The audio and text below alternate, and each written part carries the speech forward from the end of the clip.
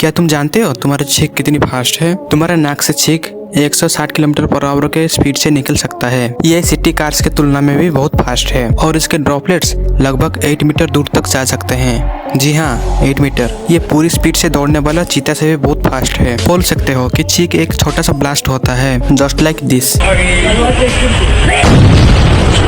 Just kidding.